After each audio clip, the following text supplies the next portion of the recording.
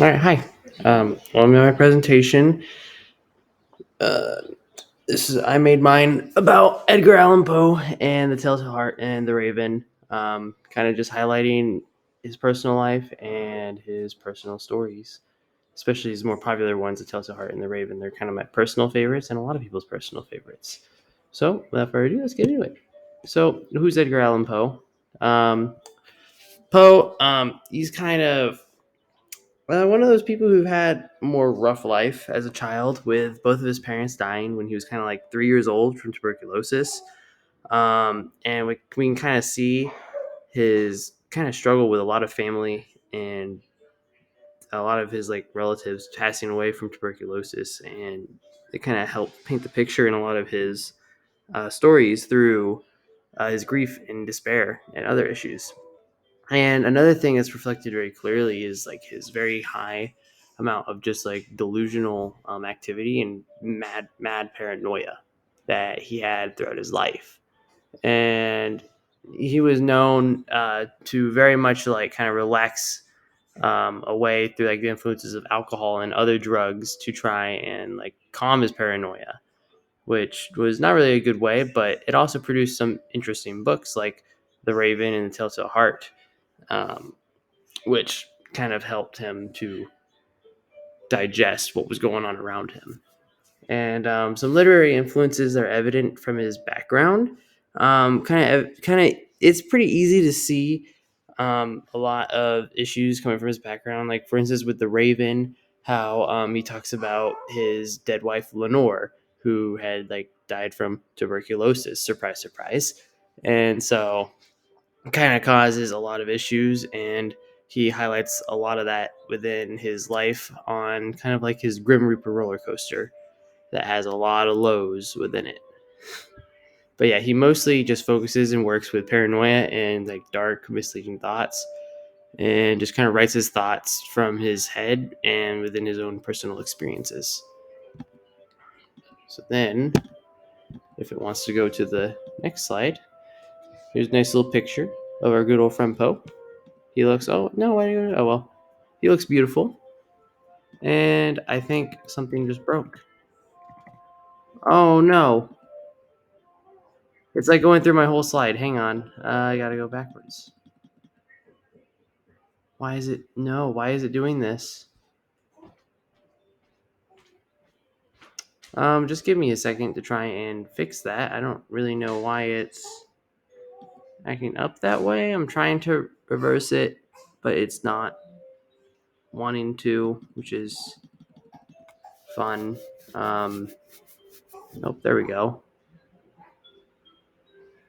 All right, so now we're back. Oh, well, we were back. Now we're all the way at. Oh my goodness. I'm so sorry about that. Just give me 2 seconds to get it back forward. Because yeah, I don't know why it's being stupid. Please go. Okay, so here's this picture of him, our beautiful man, the myth, the legend, Edgar Allan Poe himself. He had a pretty good haircut, pretty good mustache. He had it pretty good for him, right? All right. So the next slide. So these are kind of some of Poe's other works as well. He wrote like To Helen, Annabel Lee, Cast of Amontalo, and one of his more famous ones as well is The Fall of the House of Usher, which is a very grim and dark story kind of around the fall of the House of Usher. Oh boy. There we go. Other works continued. So are these works like the ones that I highlighted typical for the writer? And I feel that they're definitely like the Raven and Telltale Heart are definitely very typical of the writer. They aren't really stand outish of like, oh, these are really different. These are happy stories, because he very much just focused on dark, grim, paranoid subjects within his stories, giving you kind of more of like a thriller story filled with like fear and excitement. The themes consistent between the stories. The themes I feel are rather pretty consistent, mostly focusing on like the own narrator's personal like paranoia and their struggle with grief and loss. Like say in The Raven, it's himself struggling with the loss of Lenore.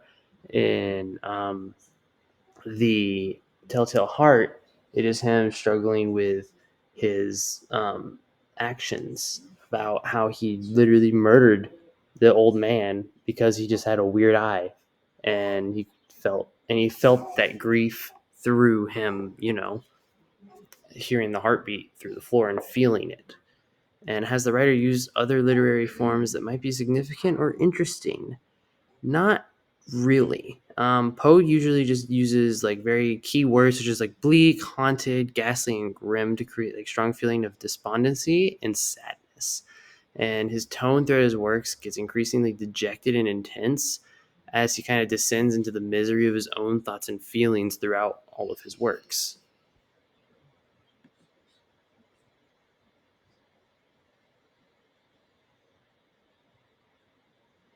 What about the Raven and the Telltale Heart? So, oh boy, if it wants to go to the next slide, it's really struggling. These MacBooks are not made to do this, I don't think, but it's trying hard. All right, so the settings effect within the stories, the setting within both stories, I feel is very integral to the main story of the situation, and I feel it would not be the same without the setting for their story. For example, like the Telltale Heart wouldn't be anywhere near the same if, say, Edgar or the narrator had not been at the old man's house whenever they discovered the noise disturbance and were just investigating, like, hey, is everything good here? Um, and yeah, and if he wasn't there, it would have changed the whole story. They would have just came there, been like, huh, nobody's home, and then they would have went on about their business. And then another one, say for like the Raven, the setting is also very key with him having him kind of like within his study because he's within his own room of comfort, and he hears the Raven racking on the door. And so when he opens it and lets the Raven in, it kind of shows how like he lets Lenore back into his life. The characters of each story. So like with the Raven, main characters within the Raven would definitely be just the narrator and the Raven. And the narrator is kind of a more dynamic character. He seemed at first calm and collected about the tapping on his door. He's like, "Oh, who's that? Tapping on my door. Must be a visitor, right?" And whenever he opens it, he sees that there's no one there, and he kind of starts to get paranoid and freaked out, become more panicked. Then he sees the Raven. The Raven starts talking to him, and he starts really freaking out. And then with the Raven would be more of a round character, as it plays kind of an important role in the story, but doesn't really change too much over time. The Raven remains mostly the same and really just stays in the same position, but acts as like Renoir's ghost, sort of in a way, saying like nevermore, constantly over and over and over, helping to send the narrator into madness. And then the Telltale Heart main characters, I feel, were definitely the narrator, the old man, and the cops. And I would say the heart as well, but like the old man is kind of the heart, so it's kind of like the old man works for that. But yeah, the narrator is more of a dynamic character as he develops more as the story goes on, and kind of his development into insanity is seen kind of as we progress through the story, making him more of that dynamic. Police are very static; they're just kind of there to be the ones that add the stress to the situation and make him be like, they for sure hear and feel the heart beneath us. Like, there's no way. And lastly, the old man. He is also very dynamic. This is because he has a unique trait that the narrator focuses on and highlights, which is his eye. And he even continues to develop after his death, hence the heartbeat through the floorboards of his residence. The point of view. Who's the narrator? So the narrator is like a portrayal of like Poe himself, and kind of his inner thoughts within fictional situations affixed on his surroundings within the stories. And is he reliable? No. The narrator is not reliable at all. The narrator definitely, like, I would feel, struggles to like stay on track and stay focused on the situation at hand, and very easily folds to his paranoia and hysteria within his situation, and gets very, very unreliable fast. What point of view is used? Edgar utilizes first person perspective to better paint the picture he puts into the reader's mind.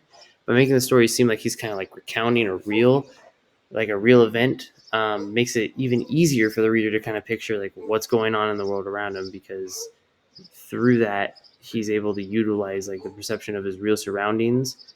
And major character perception is the character knows a lot about themselves and the things going on around them, but doesn't really grasp the reasoning of why things are happening.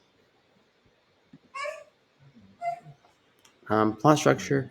The Raven kind of carries like a heavy plot focus between the narrator and a raven that flies in through his window. Oh, excuse me. And the conflict starts when he kind of hears that strange tapping on his door, and he's like, what's going on? Opens the door, and there's no one. But then a raven flies in and kind of starts bringing him back to his grim past and his lost Lenore, and is kind of like acting as like, oh no, I'm not over my grief yet. And then the Telltale Heart holds an interesting plot when compared to the Raven, for sure. Um, when instead of its narr- when instead it's the narrator who sees a man with an eye just cannot stand. It absolutely draws him towards just murder. So that's how he resolves the conflict, but it doesn't truly resolve the conflict because then the beating of his heart goes underneath the floorboards, and the police are like, there was a noise complaint, and he invites them in for everything, and he ends up confessing because he feels deep down within that it was very, very wrong what he did, and he knows what he did was wrong, and he feels like he has so much guilt that he feels like it's obvious that he committed a crime. Significant quotes, definitely like from the Raven, like "Quaff, oh quaff" is kind of pinth, and forget his lost Lenore. This is definitely the narrator saying himself the Raven's words, which causes him to think back on Lenore's death. He wishes to have like distractions and stuff to like help him forget Lenore, but he tends to become more desperate as he struggles with the grief and loss of Lenore.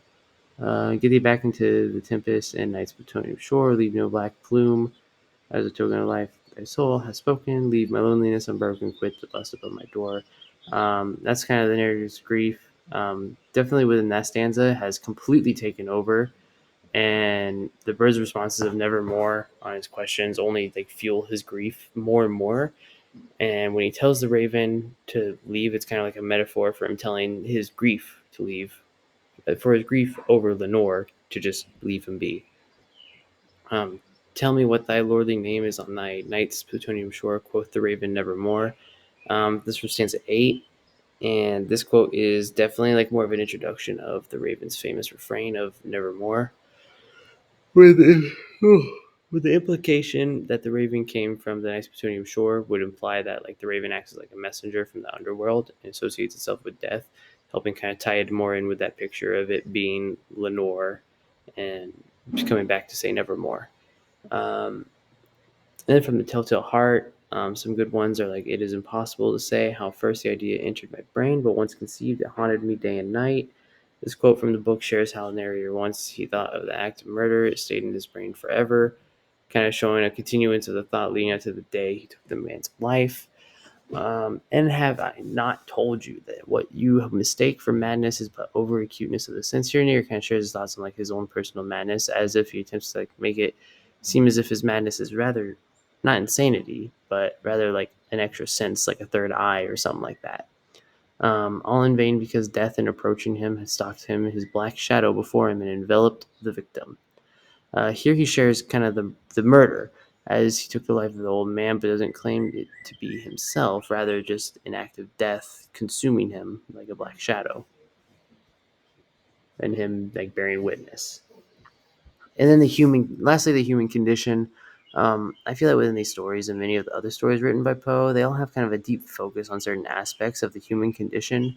I feel his works have a strong focus on like emotion, conflict, and morality, and a lot of his works kind of like with the grim and darker subjects or topics, but throughout them you kind of see an overall, you see conflict between morality and emotion within the heads of any of his narrations.